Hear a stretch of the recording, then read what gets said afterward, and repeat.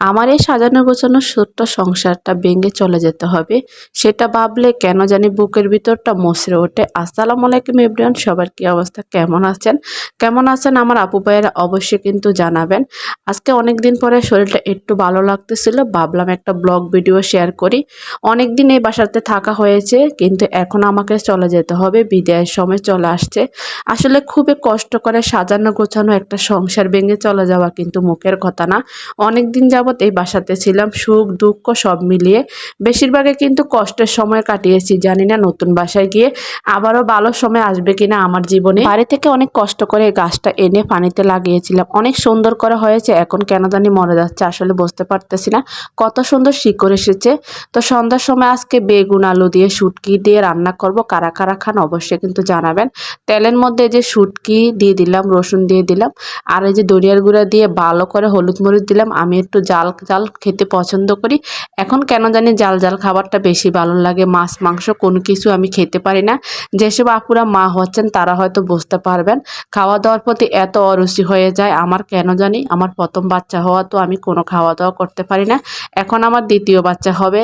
আপনারা সবাই দোয়া করবেন, কোনোভাবে খাওয়া দাওয়া করতে পারতেছি না। ভাবলাম একটু জাল জাল করে শুটকি তরকারি রান্না করি, যদি একটু ভাত খেতে পারি। শুটকিটাও কিন্তু তত একটা খেতে পারি না, কেন জানি গায়ে চুলকানি হয় শুটকি খেলে। তারপরে মুখে স্বাদের জন্য কিন্তু শুটকিটা খেতে একটু ভালোই লাগে। আমি কিন্তু বেশি করে আজকে মরিচের গুঁড়া দিয়েছি, একটু জাল জাল করে রান্না করে খাবো। এই তো তরকারির ময়লাগুলো জুড়িতে ঢেলে নিচ্ছি। আসলে 6 তলা থেকে নিচতলা ময়লা ফালানোটা অনেক কষ্ট। তো বাসাটা ছেড়ে দিতে হবে, যেহেতু অন্যের বাসা, তাদের বাসাটা প্রয়োজন। হঠাৎ করে তারা বলতেছিল তাদের বাসাটা নাকি লাগবে। আজকে 3.5 বছর এই বাসাটা অনেক কষ্ট করে তিল তিল করে গুছিয়েছি, সাজিয়েছি। নিজের বাড়ি না হলে পরের বাড়ি হলো, এটা আমার সংসার। সংসার অনেক মায়ের জিনিস, ভালোবাসার জিনিস, সে জায়গাটা আমাকে ছেড়ে চলে যেতে হচ্ছে। আসলে ভাগ্য, ভাগ্য যে কখন কোথায় কাকে নিয়ে যায় কেউ বলতে পারে না, সেটা আমি ভাগ্যের উপরে ছেড়ে দিয়েছি। আসলে এই বাসাতে আসার পর থেকে বেশিরভাগই খারাপ সময় কাটিয়েছি। জানি না নতুন বাসায় গেলে আমার ভাগ্যটা পরিবর্তন হয় কিনা। অনেকে বলে অনেক বাসাতে উঠলে নাকি অনেক খারাপ সময় কাটাতে হয়, বাসাও নাকি অনেক কিছু দেখে। তো জানি না, ময় মুরব্বির কথা, সবাই দোয়া করবেন। এই বাসাতে আসার পর থেকে তো আমার ছেলেটা একদিনও ভালো থাকে না, আমি নিজেও ভালো থাকি না। এখন আমার দ্বিতীয়বারের মতো মা হতে যাচ্ছি, সবাই দোয়া করবেন। এই অবস্থায় বাসা চেঞ্জ করব, অনেক কষ্ট হবে, তারপরে আমাকে ছেড়ে যেতে হবে। কারণ বাড়িওয়ালা নিজে থাকবে, তার নিজের বাসা, সে অনেক দিন পরে দেশে আসবে, তার রুমটা নাকি খুবই প্রয়োজন, সে বারবার বলতেছে, সেই জন্য আসলে ছেড়ে চলে যেতে হবে।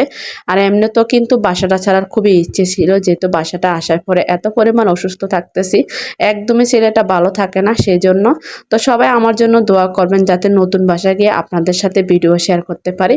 আসলে কবে যে সুস্থ হব নিজেও জানি না, সুস্থ থাকলে কিন্তু অবশ্যই আপনাদের সাথে ভিডিও শেয়ার করি। আমার অনেক আপুরা কিন্তু বলেন, দেখো তুমি প্রতিদিন একটা ব্লগ তো দিতে পারো। আসলে আমি কি করব, নিজের শরীরটা ভালো না, তার মধ্যে কিন্তু সংসারের টুকিটাকি কাজ থাকে, সেটা তো তোমরা জানো। যাই হোক, এইদিকে কথা বলতে বলতে ছেলের জন্য ডিমটাও বেজে নিলাম, আর আমার শুটকি তরকারিটাও রান্না হয়ে গেছে।